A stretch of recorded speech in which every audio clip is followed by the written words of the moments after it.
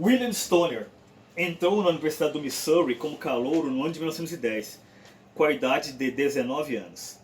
8 anos depois, no auge da Primeira Guerra Mundial, recebeu o diploma de doutorado e assumiu um cargo na mesma universidade, onde lecionou até sua morte, em 1956. Nunca subiu na carreira acima da posição de professor assistente, e poucos estudantes se lembravam dele com alguma nitidez após terem cursado suas disciplinas. Quando morreu, seus colegas doaram à biblioteca da universidade um manuscrito medieval em sua memória. Esse manuscrito ainda pode ser encontrado no acervo de livros raros, com a seguinte inscrição: doado à biblioteca da Universidade do Missouri em memória de William Stoner, departamento de inglês, por seus colegas. John Williams Stoner, um clássico da literatura norte-americana, que eu recomendo fortemente. Agora, se você está interessado numa história mirabolante, cheia de reviravoltas e revelações, este livro não é para você. O que vocês têm que saber da história do protagonista, do William Stoner, eu contei. Já foi narrado aqui. Ele entrou na universidade, formou-se na universidade, doutorou-se na universidade, tornou-se professor dessa universidade, trabalhou nela durante décadas, sem almejar grandes cargos, fazendo a sua ocupação de pesquisador e professor. Faleceu e foi homenageado pelos colegas com um manuscrito medieval que tem ali uma lembrança, uma nota em referência a ele, e ponto final. Apenas isso. É óbvio que ao longo de um livro de mais de 300 páginas você vai ter uma série de elementos que vão rechear essa narrativa, é claro. Suas relações pessoais, suas relações com os colegas, pequenas intrigas do mundo universitário.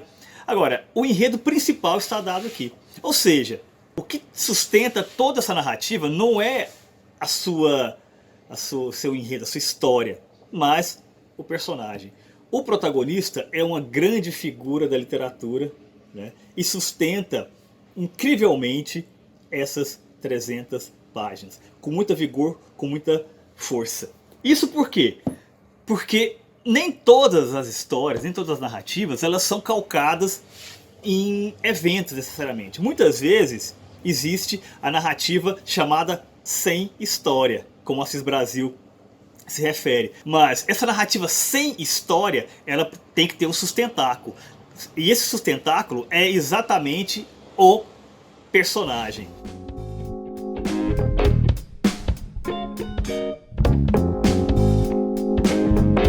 Isso pode parecer inusitado, mas não é. Você pode perceber que grandes histórias da literatura, grandes enredos, grandes livros, são exatamente assim. São calcados não no que conta, mas em quem está vivendo aquilo que é contado.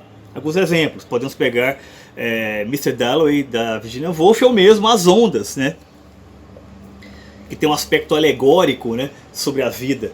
Né? Cada capítulo é um desdobrar da vida. Você não vai encontrar aqui uma história cheia de desdobramentos e revelações. Não. Você vai encontrar aqui uma reflexão sobre os personagens que são descritos, que são desenvolvidos na narrativa. De uma maneira, de certa forma, prosaica, tendo isso como o seu objetivo. Vocês podem pegar como exemplo, inclusive, um clássico da literatura russa, né? Crime e Castigo. Desafio. Pensem aí na cena que os marcou em Crime e Castigo. Vai lá. Tempo. Deu? Olha, eu tenho quase certeza que praticamente todos vocês falaram da cena do assassinato, né, da idosa. Essa é a cena, né, que seria o auge, né, da narrativa de Crime e Castigo, no que ele teria de impactante. Agora, pense no restante da história. Ela se passa em delegacias, com depoimentos, né, coisas burocráticas, repartições públicas, em quartos de universitários, repúblicas, em que há muito diálogo, né? É verdade? Ou seja, mesmo esse livro, mesmo esse clássico, né, ele é calcado fundamentalmente em como esse protagonista, como personagem principal, ele lida com um fato impactante que aconteceu. Ou seja, uma parte do enredo leva aquele fato impactante e a partir dali o que nós temos que lidar é com o mundo interior do personagem, que domina toda a narrativa. Talvez um dos grandes mestres contemporâneos desse livro que não tem história, talvez seja o escritor Milan Kundera. Estou aqui com os seus dois romances mais bem trabalhados, seus dois livros principais, que é o A Imortalidade, que é o meu preferido, e o famosíssimo e muito bom A Insustentável Leveza do Ser.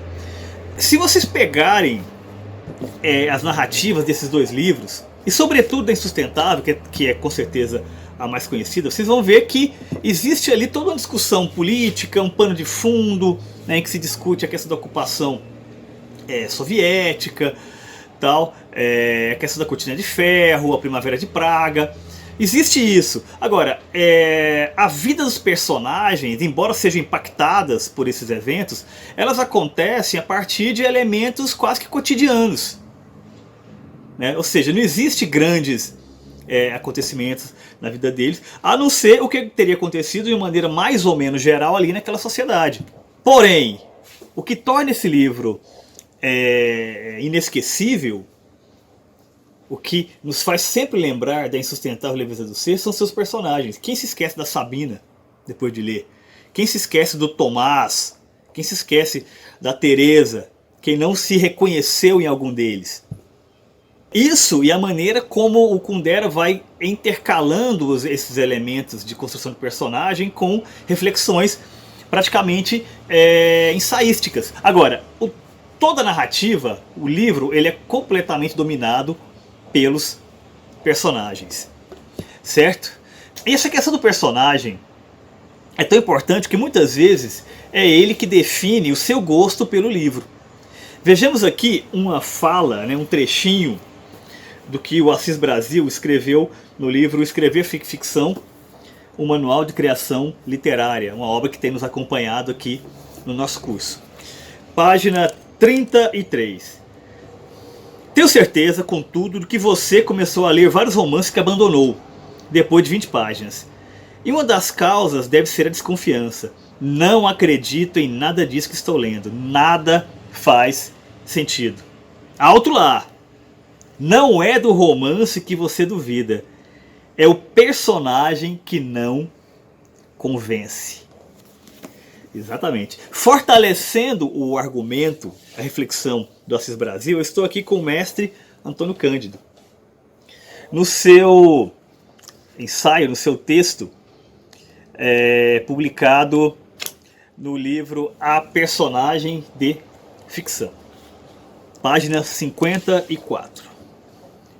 Não espanta, portanto, que a personagem pareça o que há de mais vivo no romance.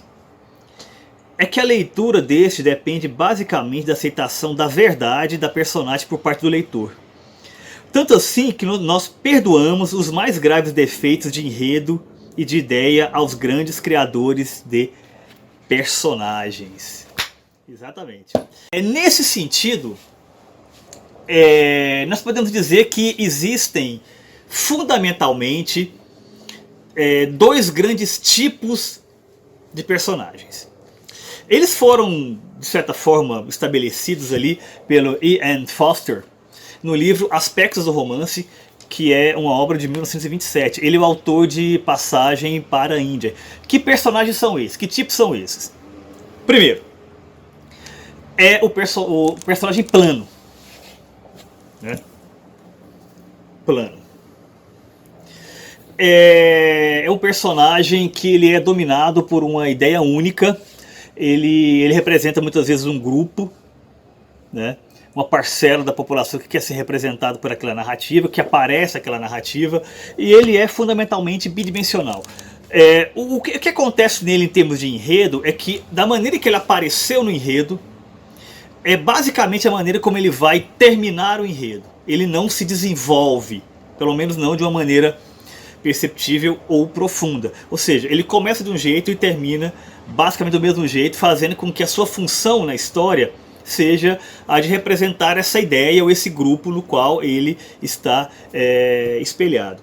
Qual que é o inverso disso? O inverso disso é o personagem redondo, que ele é, por definição, multifacetado, ele é cheio de contradições e o mais importante, ele muda, ele gira ao longo da narrativa. Ou seja, esse tipo de personagem ele começa de um jeito, acontece o enredo, acontece as peripécias, ou acontece uma mudança interior nesse personagem e ele vai externar essas mudanças ao longo do final, ao longo do enredo, né, e até chegar ao final e no caso a conclusão. A conclusão pode ser inclusive essas mudanças.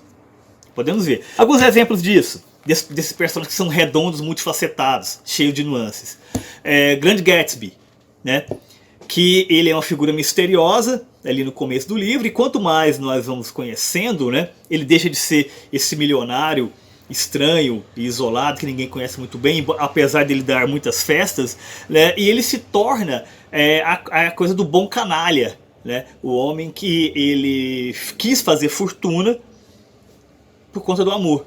Ou seja, tudo que ele realizou de negativo foi na cabeça dele para alcançar um objetivo que seria positivo. O Heathcliff, do Morro dos Ventos Uivantes, que ele é o romântico rude, né? Ele começa o livro como uma figura quase que selvagem, né?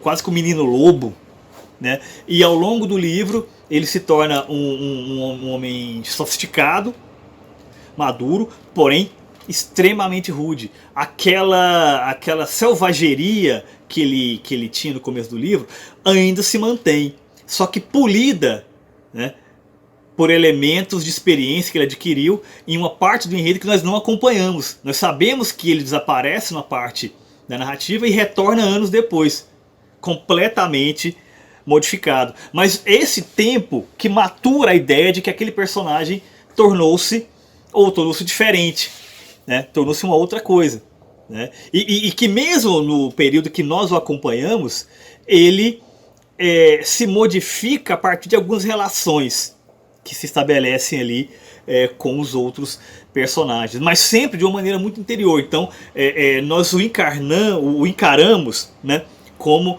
quase que uma figura a ser decifrada. O tempo todo, Heathcliff é isso que representa a sua força. Mesmo o nosso Bentinho do Dom Casmurro, né, que ele começa aquele garoto tímido, né, muito fraco, né, e ele se torna um homem que não é exatamente, vamos dizer assim, um grande modelo de virtude, de virilidade, mas ele tem a sua posição social ali que garante para ele, né, todas as benesses sociais e tudo mais. E cada vez, quanto mais o enredo se desenvolve, ele mostra que ele é fundamentalmente um ciumento passivo, né? Ele tem as suas desconfianças, mas ele nunca externa aquilo de uma maneira vigorosa, né? Ou seja, aquele menino fraco, ele se torna um homem carcomido.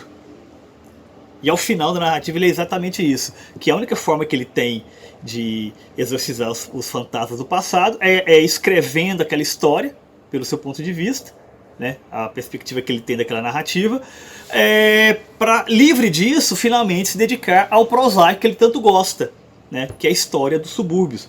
E nós podemos dar até exemplos até mais bobos, até mais simples, né, mas que demonstram como que é interessante essa ideia de você mostrar esse personagem muito facetado. Peguemos, por exemplo, no cinema, né, o Indiana Jones, né, que ele é aquela figura aventureira, né, com muita força ali e tal, mas de repente ele demonstra um medo de cobra, sendo que ele está na floresta quase que o tempo todo, lidando com animais peçonhentos, assim. Como que ele tem esse medo de cobra? É uma coisa inusitada. E mais do que isso, por exemplo, as passagens em que ele é mostrado lecionando. Ele é um professor universitário, ele é um acadêmico, ele é um erudito, né? Então, na prática, ele tem praticamente duas vidas, né? Pegando o exemplo de figura cinematográfica, bastante interessante, né, esse exemplo. Agora, isso tudo funcione, você tem que ter em mente uma coisa. Quando você criar o seu personagem, o mais importante é você ter em mente que ele deve ser uma figura que não representa apenas uma categoria. Como Foster demonstrou muito bem aqui, ele tem que ser multifacetado.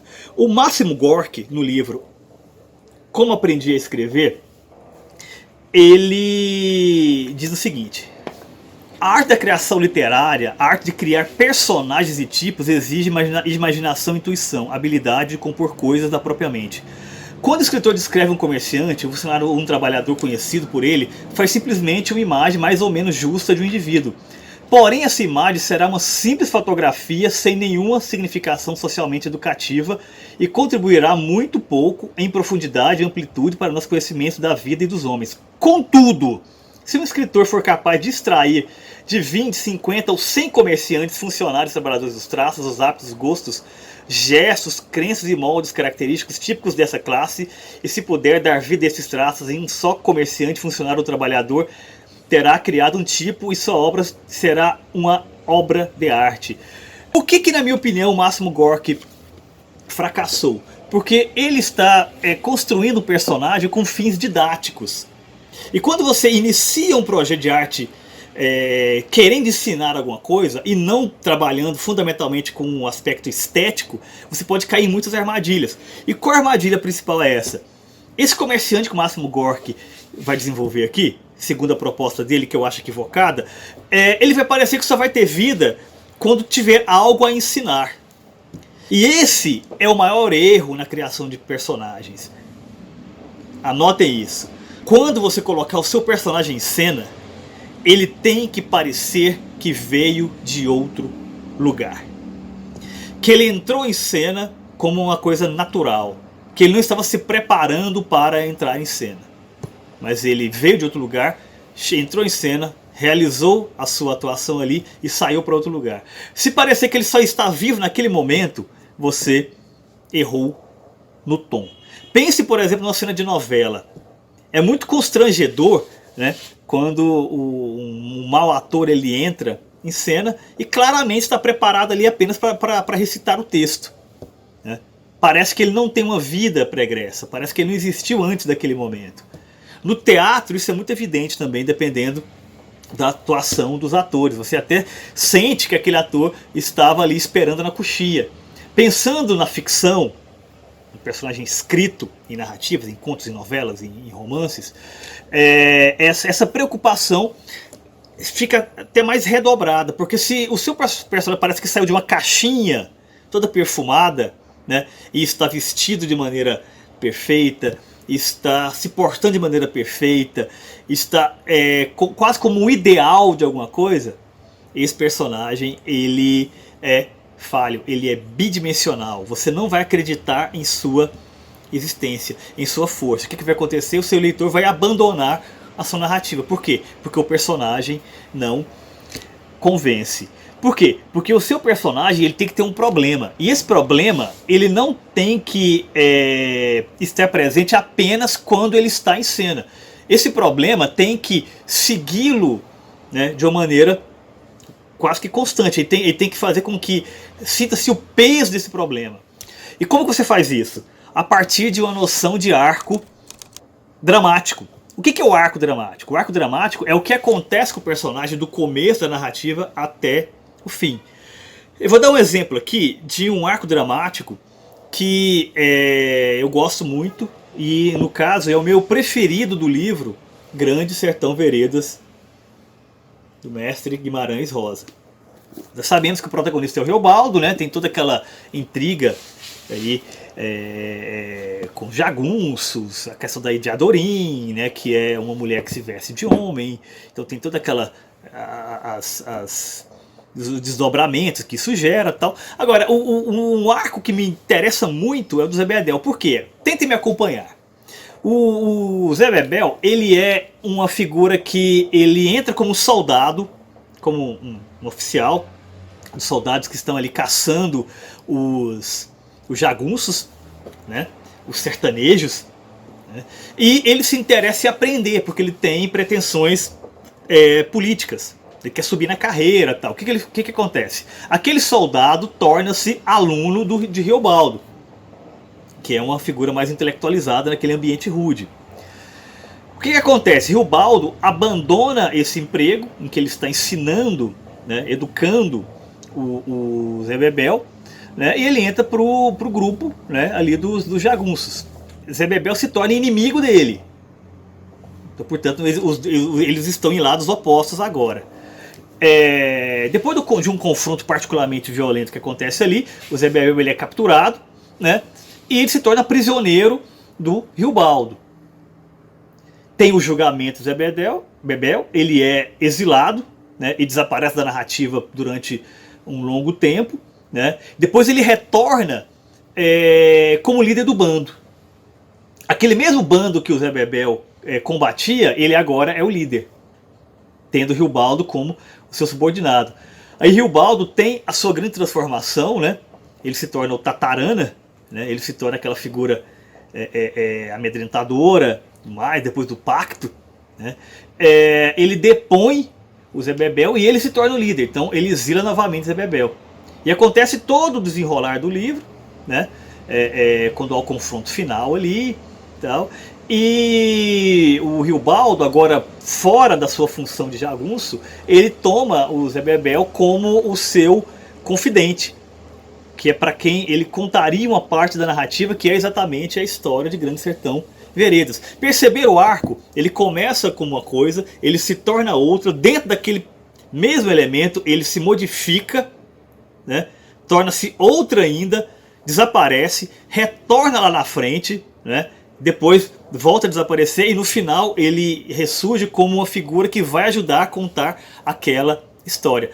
Isso é um arco interessantíssimo, sobretudo considerando que o Zé Bebel ele é um coadjuvante.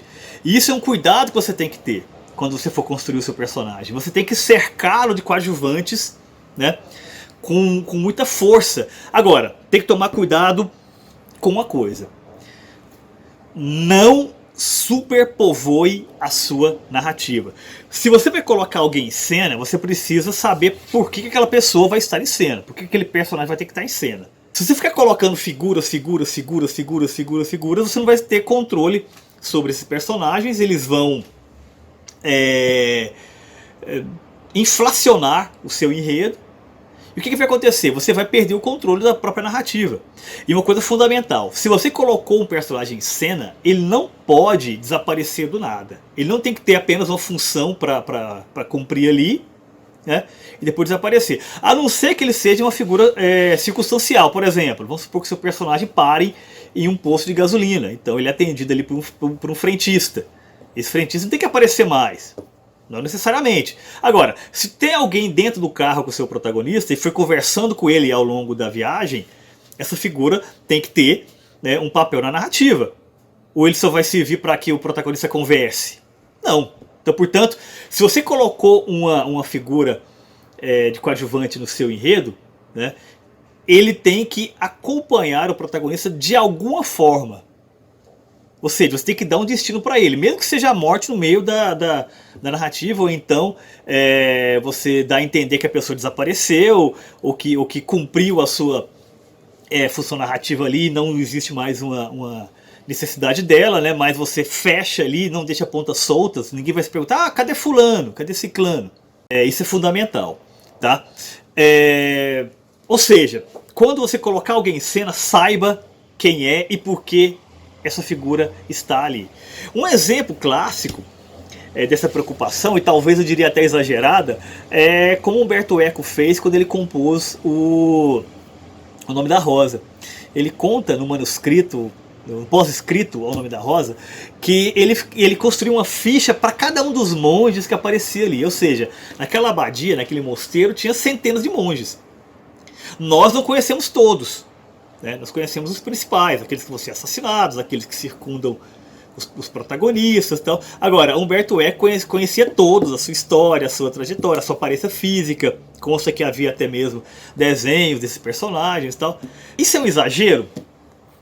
Talvez seja. Agora, não deixa de ser uma boa ferramenta, porque você não faz fichas desses personagens? Quase como uma espécie de RPG, o Role Play Games, né? Aqueles jogos que estão em evidência já tem algum tempo aí, em que você cria personagem e faz as narrativas a partir da criação desse personagem. Quando você for fazer uma obra de ficção, você pode seguir também essa diretriz, né? Vai te ajudar a ter uma noção de com quem que você está trabalhando. Por exemplo, você desenvolve o personagem, você pensa no nome desse personagem. Dar nomes é uma coisa muito importante. Esse nome não pode ser aleatório, né? Tem alguns autores que gostam de dizer que o primeiro nome que veio à cabeça ele colocou. Muitas vezes isso não é verdade, mas me parece que muitas vezes é. Tem uma história clássica que o Ian Fleming, né, o autor do James Bond, ele foi batizar o seu personagem protagonista. Ele não sabia que nome dar, então ele pegou um livro que ele estava lendo no momento ali, que é sobre observação de pássaros, né? Então ele pegou o nome do autor ali, James Bond. Ele pegou James Bond. Está lá. Os pássaros das Índias Ocidentais, salvo engano. Ficou imortalizado. Mas a impressão que eu tenho é que se exige alguma coisa. Muitas vezes o nome pode ser um elemento simbólico também, né? Em muitos romances você consegue ter chaves interpretativas a partir do nome que foram dados para os personagens. Mesmo que sejam até brincadeiras internas dentro da narrativa. Eu fiz isso, por exemplo, no meu romance Fogo de Junho. Agora, é importante você saber qual é o passado desse personagem, passado imediato que seja, né? Quais são as suas relações familiares, seu trabalho, né? Se ele tem algum trauma, e esse trauma é importante, ele deve transparecer na narrativa de alguma maneira. Quer dizer, fazendo esse background, né, você vai ter uma figura muito mais crível, muito mais tridimensional, que não vai ter aqueles problemas do personagem plano, né? Ele não vai ser apenas a representação de uma ideia, de um conceito, de uma classe, como propõe o Máximo Gorki. Agora, isso não vale, o que eu vou falar não vale para um romance de estudo do personagem ou um romance de dramático, não. Mas se você está trabalhando com gêneros, com literatura de gênero, em que a coisa da peripécia, da aventura é importante, é fundamental você ter um antagonista forte. O seu protagonista tem que ser forte em qualquer situação. Agora, se o antagonista desse personagem não for forte, a trama tende a naufragar.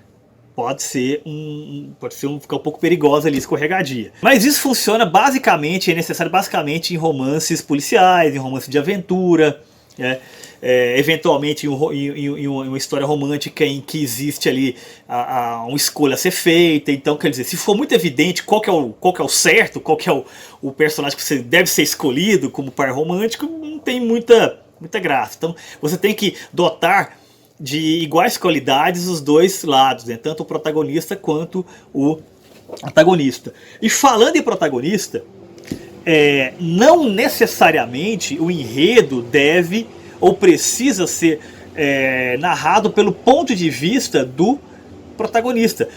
O protagonista pode estar sendo observado por alguém. Tem alguns exemplos bem interessantes sobre isso. Por exemplo, Dr. Faust, em seus 2 volumes, do Thomas Mann, o protagonista ele é observado por um amigo, né?